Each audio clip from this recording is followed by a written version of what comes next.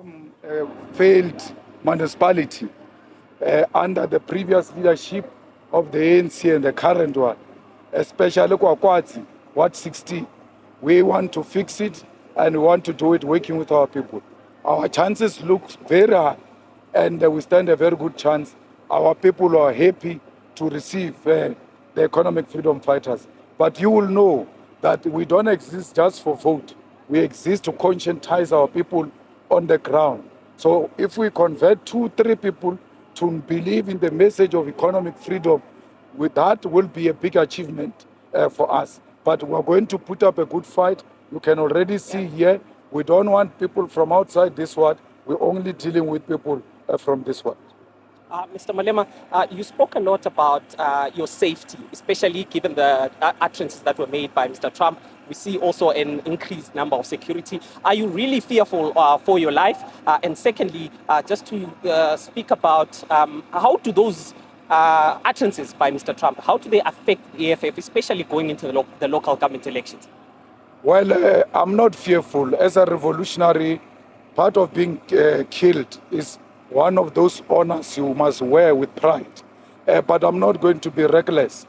When he says to Ramaphosa, why is this man not in jail? Why are you not arresting this man? He simply means, why are you not killing this man? Because this man wants to kill white people. That's what he believes. And imperialism, especially the USA, it makes such remarks meaning something different. If you remember how they killed Gaddafi, they said no-fly zone and any other necessary means in Libya. And that meant Gaddafi is going to be killed. And that's how they took care of that situation in Libya. So we know imperialism killed. The president of South Africa was unable to defend the constitution of South Africa to say, this thing that you are accusing him of and saying to us we must arrest him. Firstly, we are a constitutional democracy and we are governed by the rule of law. The judiciary has expressed itself on this matter, including the highest court in the land. If I arrest him for that, then I will be violating the constitution of South Africa, which I must respect. He failed to do that. So when a president fails to do that, you have a responsibility to defend yourself. And that's exactly what we're doing. The EFF is more powerful now. Everybody else, all of you, including Sam Kelo, you said EFF is dead, EFF is irrelevant, and all of that, only to find it in the Oval Offices and to find it in the White House. And for a USA president to argue with the South African president who's in denial, who says, this is just a small party, it's so insignificant. He says, that's not a small party. This party can gather 100,000 people under one roof in a stadium where I can't even see a single empty seat. You can't say that is a small party. We are not a small party. That's why imperialism is very scared of us.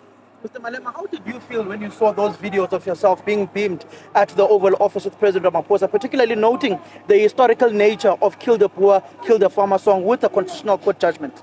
Well, I was not shocked necessarily. I knew that issue is going to arise, but that they will play videos. I was not sure. I didn't know all of that, but I knew that matter was going to arise. And I was very interested to hear how the president is going to defend the struggle song that the ANC has defended throughout the history of that song. He couldn't defend the song as a heritage. He couldn't defend the song as a struggle song. He couldn't explain the song that it doesn't in any means necessarily refer to literal killing of white people. It was used in reference to a white supremacist system of oppression in South Africa. He couldn't do that because he himself never believed in the struggle. And that was justified when he couldn't defend the struggle right at the White House. So we know for a fact that he threw the Constitutional Court under the bus. He threw the Constitution under the bus. He was not loyal to his oath of office to defend the Constitution of South Africa, where he should have pronounced that the highest court has ruled on the matter. I can't arrest him. Even if I wanted to, I have no powers. There is a rule of law in South Africa that needs to be followed. But they all understood the language, that the language is not arrest, it's killing. Why are you not killing him? Because he's going to kill white people. That's what he wanted to project, but he was not courageous enough. You have the whole former deputy president of the Youth League who sang this song, sitting there, not saying anything. The whole Minister of Public Relations, Kumbuzo Chabeni, I was with her in the Youth League. She was the youngest in Peter Mukaba's NEC of the ANC Youth League. She knows the history of this song. She's sitting there very scared. All of them shaking. The president himself shaking. Only 4 white Afrikaner males were confident. It was Rupert, the 2 golfers, and Steenhuisen. Why do you give Steenhuisen to speak in such a meeting and not give a minister of international relations? That department has been juniorized and is being undermined as a result. And that's what I asked him in Parliament, that have you juniorized this ministry? Are you playing with this important ministry? And we saw agriculture, a minister being promoted against the Minister of International Relations. Reason being the color of his skin more than anything else. Have you engaged with any of the members of that particular delegation since that interaction at the Oval Office, like Kumbuzo Chaveni and Ronald Lamula? No, I've not done that. I have no duty to do that. I have no relationship with them like that. So, but I will raise it in Parliament. When the president comes for questions, we'll sharply raise this matter, and I will sharply raise the matter where he failed to defend the struggle and the constitution of the Republic of South Africa. Diplomatically, don't you feel as if the president was on the right footing not to engage President Trump and to present facts to him, because that wouldn't have changed the thinking of the US president? So to engage in a diplomatic engagement which doesn't present the facts is falsehood. It's not diplomacy. Diplomacy, you say, with due respect, Mr. President, so many people are being killed in South Africa, and of this number, so many are blacks, so many are white. Majority of people being killed are black. And you do that in the best way you can. Ramaphosa can do that. He's got the temperament to can do that. I can do that. I can't do that. I'm going to be very aggressive, and that meets in one way. So Ramaphosa should have presented the facts.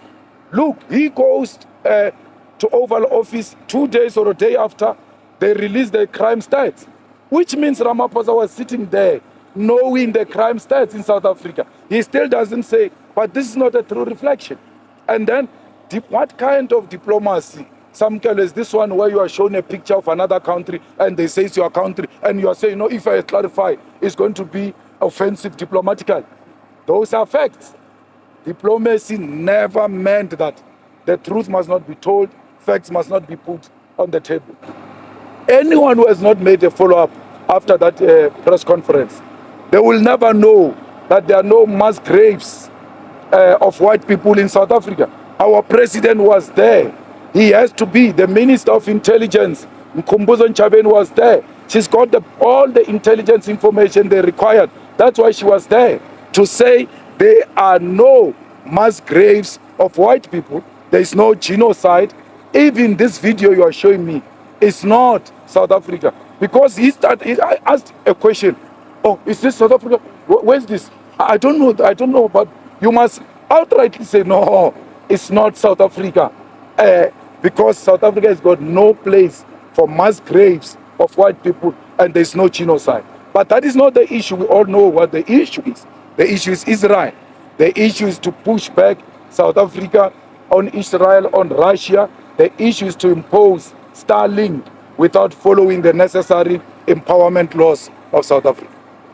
Okay. Thank you very much. Drop your thoughts in the comment section. Tell us what you think about this. If you find this video informative, don't forget to subscribe. This is Adaka Africa. See you in the next video.